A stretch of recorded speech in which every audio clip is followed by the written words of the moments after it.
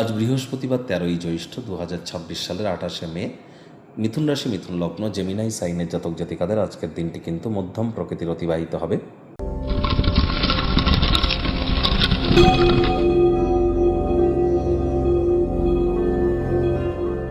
ভিডিওটির শুরুতে স্ক্রিনে আপনারা দেখতে পাচ্ছেন বৃহস্পতি গ্রহের বীজ মন্ত্র ওম গ্রাং গ্রিং গ্রং স গুরাবে নামা।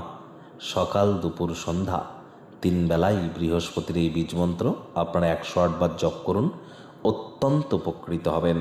কারণ বৃহস্পতি শাস্ত্রমতে যেমন দেবতাদের গুরুদেব, আবার আমাদের পরিবার পরিজন, আত্মীয় স্বজন, পাড়া প্রতিবেশী, বন্ধু বান্ধব, বিবাহিত জীবন, বিবাহ, সন্তান সন্ততি, আধ্যাত্মিক চিন্তন চেতনা, নাম যশ খ্যাতি, প্রভাব প্রতিপত্তি, ঐশ্বর্য, আমাদের শরীরের ওজন, এসব কিছু ধারক কারক বাহক গ্রহ কিন্তু বৃহস্পতি।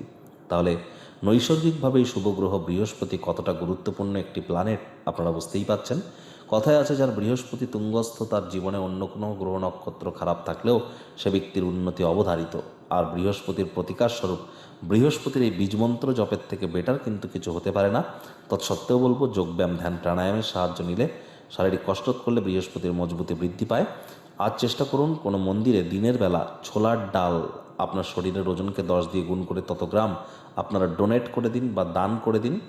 অথবা আজ আপনারা চেষ্টা করুন ফুল্লি সাত্ত্বিক জীবনযাপন গ্রহণ করবার। যারা দীক্ষা নিয়ে আছেন তারা খুব গুরুমন্ত্র জপ করুন, গুরুদেবের সেবা করুন। আর বয়োজ্যেষ্ঠ ব্যক্তিবর্গ, শিক্ষক শিক্ষিকা যারা আছেন, জন্মগুরু, শিক্ষাগুরু, দীক্ষাগুরু সেবারত যদি থাকেন, তাহলে বৃহস্পতির প্রকৃত অর্থে কিন্তু দীর্ঘস্থায়ীভাবে মজবুতি বৃদ্ধি পায় এবং আমরা আমাদের ব্যক্তিগত জীবনকে মহিমান্বিত করতে পারি।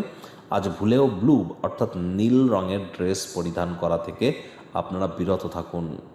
ভাগ্যমিটার আজ আপনাদের বলছে 7/10। ভাগ্য আপনাদের অনুকূলেই থাকবে। প্রেম, দাম্পত্য, এই দুই ব্যাপারেই আপনাদেরকে একটু সাবধানতা অবলম্বন করেই চলতে হবে।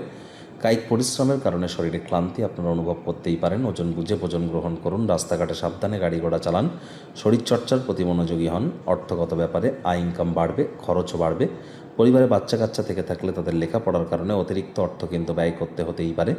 চাকরিজীবীদের জন্য অফিসের পরিবেশ এক প্রকার বেশ। বস কলিগদের সাথে ভাব ভালোবাসা বাড়বে। কর্মে গতি অনুভব করবেন। নিজের মেধা, দক্ষতা, ট্যালেন্টের দৌলতে প্রশংসার পাত্রপাত্রীও আপনারা হতেই পারেন। রাজনীতিবিদ যারা আছেন, জনসংযোগ বৃদ্ধি করুন। সমাজে পপুলারিটিও আপনাদের বাড়বে। শিক্ষার্থী বিদ্যার্থীদের পড়াশোনায় মনোযোগ আরও বৃদ্ধি করতে হবে। উচ্চশিক্ষার জন্য যারা বিদেশ যাত্রার কথা ভাবছিলেন, ভাগ্যদেবী কিন্তু আজ আপনাদের পক্ষে নেই।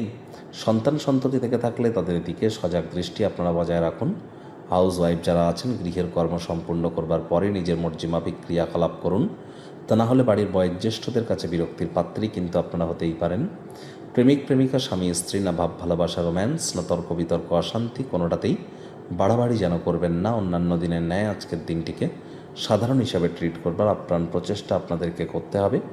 শত্রুপক্ষ, বিরোধী পক্ষ একটু হলেও শক্তিশালী থাকছে। গৃহের পরিবেশ শান্তিপূর্ণ, নির্ঝঞ্ঝাট পরিগণিত হবে। পুরনো পরিজন, আত্মীয় স্বজন সম্পর্কগুলিকে পুনরুজ্জীবিত করবার জন্য দিনটি কিন্তু দুর্দান্ত।